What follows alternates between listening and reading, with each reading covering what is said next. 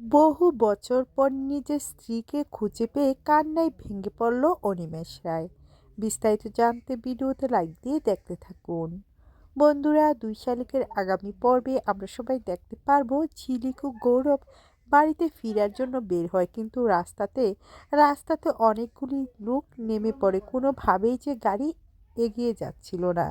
কিছুক্ষণের মধ্যে দেখা যায় হুইল চেয়ারে বসে অনিমেষ রায়ের স্ত্রীকে নিয়ে আসা হয়। অন্যদিকে গাড়িতে বসে আছে ঝিলিক। ঝিলিক তো জানতেও পারছে না তার সামনেই যে তার মা। অন্যদিকে কিছুক্ষণের মধ্যে অনিমেষ রায় রাস্তা দিয়ে হেঁটে যাচ্ছিল। ঠিক তখনই দেখতে পায় হুইল চেয়ারে বসে আছে তার স্ত্রী। সে বুঝতে পারছে না এটা আসলেই কে। সামনে যায়, সামনে যে যখনই দেখতে পায় ঠিক তখনই তাকে বুকে জড়িয়ে কান্নায় ভেঙে পড়ে, বলে, এত বছর তুমি কোথায় ছিলে, কথা বলো।